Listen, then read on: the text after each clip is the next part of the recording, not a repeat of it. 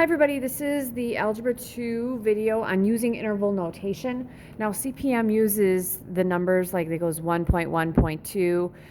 The way that is it's chapter 1, section 1, and then like the little unit 1 within that little section, or unit 2, I'm sorry. These don't necessarily mirror exactly what CPM is doing. It's just that we needed a way to organize our time and our videos and our homework, so we're just using 1.1.2. All right, so we're kind of going off the beaten path a little bit here because our goal this week is to talk about domain and range. And we would like you guys to write your domain and range in interval notation. So we need to take a day to look at interval notation, all right? So my first thing would be, okay, in the past, this interval notation goes with inequalities a lot of the time. So if you had something like x is less than 4, what you would have been asked is, okay, this is our old way, and then we're going to kind of change some things and teach you guys interval notation. So whenever you were looking at a number line, you always have 0, and then I have 4. X is less than 4 going to the left. Now, my question would be, are we including 4? Is 4 part of this? Does 4 work in here? And the answer is no.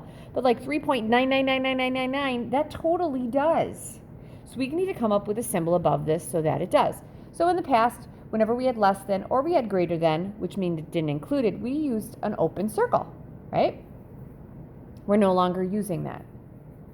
The new way to do this is going to be 0 and 4. We're still going to the left, but rather than using an open circle, we're going to use parentheses, and they can go in either way. Since my arrow is going to the left, my parentheses goes to the left, and there it is. That's its graph. Now, interval notation is different than the inequality, but it tells us pretty much the same thing. All right, we're going to go from the least, or I'm going to say the smallest to the largest. So on the left is smallest, and then the largest would be on the right. Now, we may have multiple intervals on a number line, but every interval goes small, large, left, right, okay? So in this one, it goes to the left forever, right? So what's the term for going to the left or to the right forever? It's infinity, okay? So if I go to the left forever, this would be a negative infinity because I'm going in the negative direction. And if I would go to the right forever, that would be positive infinity. So my left here would be negative infinity. I'm going up to 4. My largest is 4. We are not including 4, so we're going to put a parentheses around there, which is nice because don't these guys match? Okay, and then the infinity, negative infinity, is always in parentheses. These two are always in parentheses. And the reason they are is because whenever you say equal to, that means it is that. Well, infinity doesn't equal anything. It keeps going forever. Okay? So this is interval notation. This is what I'm looking at. Okay? So this is it as an inequality. And this is it as an interval. All right? All right. So we're going to call this question number 1. Okay, number 2. What if I want x to be greater than or equal to negative 3? Okay? So, old way we used to do this is visualize it on a number line. 0 here, negative 3 there. X is greater than or equal to negative 3, we go to the right. Then, in the past, if you had less than or equal to or greater than or equal to, how did we show we included that negative 3? We would have a closed dot. This would be the old way, right? So here we'd have this closed dot. Okay, new way. Same number line, negative 3. I'll put my 0 a little closer. 0. We're still going to the right, okay? But now to include it, just like here we use parentheses, now we're going to use brackets, okay? So I'm going to use a bracket, and we're going to the right. So now if I want my interval notation here, and you don't have to label it interval notation each time. I just am for you guys. We're going smallest to largest. Our smallest would be negative 3, 2. It goes to the right forever. That would be infinity, right? Negative 3, we want to include negative 3, so we're going to put a bracket around negative 3, and infinity is always in parentheses because you can't really enclose infinity. All right?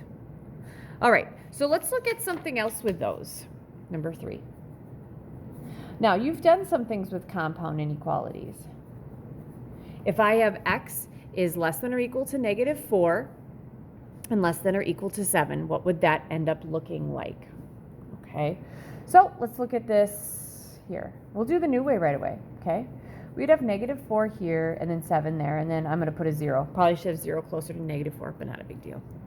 So what does this mean? If I want x's to be greater than -4 and less than or equal to 7, I want them to be greater than -4 and less than or equal to 7. Isn't that everything between? Yep. Now, am I going to include -4? No. Am I going to include 7? Yes. So I'm going to have a bracket. So for this one, my interval notation, okay, what's my smallest and then my largest? Well, my smallest would be -4, and I'm going to 7. Am I going to include -4? Nope, because it's not equal to. Am I going to include 7? Yes. There it is. That's it. Okay. Last one of these. Let's go with 5 is less than or equal to x, which is less than or equal to 25. All right. If you need this, you can write your number line down. If you don't, that's totally fine. So let's think about this. X's have to be greater than or equal to 5 and less than or equal to 25. Wouldn't that be everything between 5 and -25, or 5 and 25? So my smallest would be 5, my largest would be 25. Am I going to include 5? Yep, because it could be equal to, and 25 as well. All right? Okay. For the next group, sorry, got to get 5 before we get 6. We're going to write the interval. Write the interval. So here we go. I'm going to give you a number line. I'm going to give you 2 of these, okay? Let's go with 0, -4. That's what we have there. I'll give you the second one right away, number 6.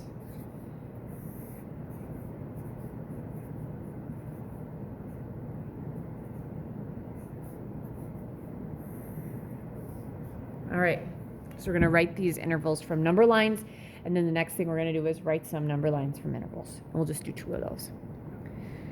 All right, so writing it as an interval, smallest to largest. My smallest is -4.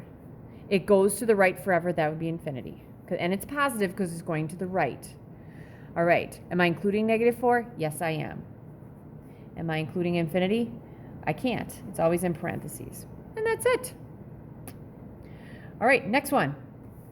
I'm going from -4 to 3. My lowest is -4, and the highest or the largest is 3. Am I including -4? No. Am I including 3? Yes.